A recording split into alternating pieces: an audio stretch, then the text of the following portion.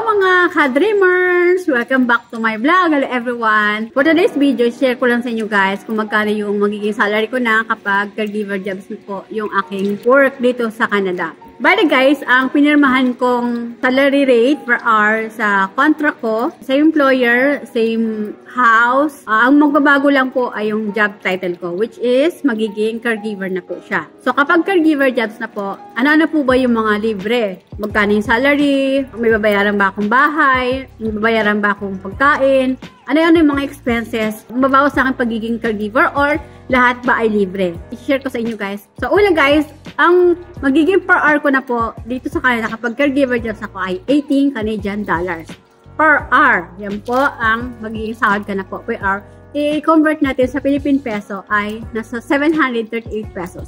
If tinimes ko na lang guys sa 41 kasi minsan talaga na po 41, minsan lagpas pa 41. May point pa. In-exact 41 ko na lang. So ngayon nga guys, 18 Canadian dollars per hour ko. So equivalent of 738 pesos. Sa isang linggo ay 5 days lang po ako mag-work. Monday to Friday. Monday to Friday, every day ay 6 hours lang po yung working hours ko. Kung mag-exceed naman po, kung mag-more than 44 hours ang work ko, ay babayaran po ako ng employer ko ng 27 Canadian dollars. So, yan po ang magiging overtime ko within 5 days. So, depende kung ilang oras ang lalagpas ko dun sa 6 hours, ay babayaran po ako ng employer ko ng 27 Canadian dollars. Tapos, sa 5 days, 30 hours per week lang po. Yung 30 hours per week guys ay full-time na yon. So yun po ang requirement ng IRCC kapag mag-apply ka na po ng permanent residence. So hindi po pwedeng 20 hours, 25 hours, below 30 ay hindi po yan i-accept ng IRCC. Dapat talaga ay full-time. So ang full-time means 30 hours per week up. Hindi po bababa sa 30 hours. So bali, in 1 year ng gaining experience as caregiver, kailangan makakompleto ako ng 1,560 hours in a year. So, yan po ang requirement kapag mag-apply na po ako ng PR, kapag eligible na po ako, kapag nakapag 12 months experience na po ako. Yes, guys, kapag na-experience na ako as caregiver, ay pwede na po ako mag-apply ng permanent residence ko dito sa Canada. So, bali, ang babayaran sa akin ng employer ko ay per day. Minsan kasi, guys, yung sa isang buwan, meron 23 days. Minsan, 120 days per month. May 123 days. Depende sa buwan. Kasi, by days ako babayaran ng employer ko. Ang ano namin, ang usapan namin ay magiging bi-weekly na yung salary ko. Every 2 weeks ng kada biyernes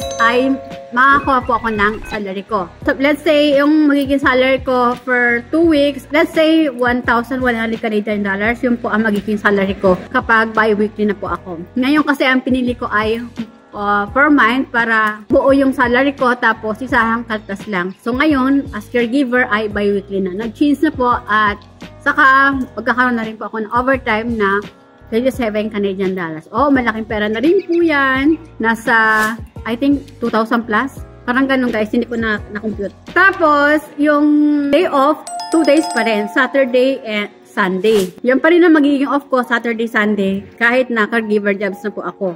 Wala pong magbabago sa off ko. Yan pa rin. Saturday and Sunday. Caregiver jobs ko, nasa contract ko na wala akong babayarang bahay, libre ako pagkain. Ang gastos ko lang guys, yung hygiene, personal hygiene ko. Yun lang magiging gastos ko. Saka tuwing mag-o-off ako, yung bibili ako ng tickets para sa bus, yung kakain ako sa labas, unting shopping. Pero guys, hindi ako madalas nagbibili-bili ng mga kung ano-ano. Kapag mayroon akong gustong bilhin, yung talagang kailangan ko lang talaga. Hindi pa ako namimili ng yung mga hilig ko. Wala, hanggang tingin muna ako. Kasi nga, sobrang nag-adjust pa ako sa budget.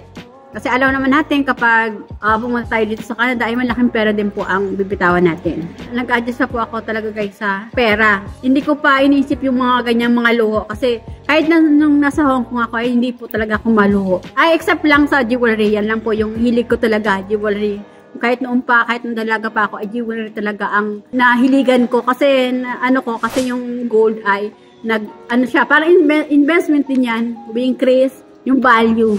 So yun nga, yung off ko, every Saturday and Sunday, free food, free accommodations. Napakaswerte ko guys kasi nga yung employer ko ay wala po akong babayaran sa kanila. Mag-work lang ako, libre pagkain, libre tirahan. Tapos may extra overtime pa ako, babayaran niya pa ako ng every, kapag lumagpas ako ng 44 hours per week, ay magkakaroon ng 27 Canadian dollars. Malaki na rin tong tulong guys. Tapos ano pa po yung mga benefits? Yun na, benefits guys. Free food, free accommodation, work permit ko as caregiver ay pwede ko nang kuhanin yung family ko. Yan din po ang benefits bilang isang caregiver kasi pwede mo na pong i-sponsoran yung family. Basta mayroon kang enough funds. Actually, hindi naman po kailangan ng full funds kasi nga working naman ako dito. So, meron naman akong salary every month. So, hindi na po ma-equate ang IRCC sa proof of funds ng family kung gusto mong sponsoran. So, healthcare, libre naman po ako kasi may OHIP kami. Kapag employed ka dito sa Canada, working ka, ay meron ka pong OHIP. Kung magkasakit ka, wala kang babayaran. Kung magpa-check up ka, wala kang babayaran. Pupunta ka lang sa doktor mo. So, yun ang kagandahan po dito sa Canada. Pero, syempre, ganun pa rin ang babayaran ko monthly. Yung bayad ako ng tax income, CPP, parang SSS sa atin. Tapos, employment insurance. So, employment insurance, guys, kapag, kunwari, bigla kayong nawalan ng trabaho, bigla kayong tinanggal ng employer nyo, pwede kayong mag-file ng employment insurance nyo at meron kayong makukuha. At saka, kagandahan pa dito, kapag nanganak ka, ay wala kang babayaran. Mapa normal or cesarean delivery ka, ay wala ka pong babayaran dito. Tapos, kapag may mga anak ka dito, below 18 years old, may mga benefits po sila. Lalo na ngayon, malaki na po yung benefits ng mga bata dito sa Canada. Ang daming benefits talaga guys dito sa Canada. Kaya yung iba, alam nyo, mas kahit malaki na po yung sahod nila sa Pilipinas, may sahod sila ng more than 200, binigigwap nila yun. Pumupunta sila dito sa Canada kasi hindi naman yun para yun sa kanila para sa mga anak nila. Kasi dito kasi sa Canada, maganda yung healthcare nila, maganda yung benefits, hindi magulo, hindi nakakatakot, konti ang krimen, yung ganon. Tapos, tahimik na buhay, hindi crowd, hindi traffic. Yan po dito sa Canada, guys. So, yan guys. Na-share ko lang sa inyo yung magiging salary ko as caregiver.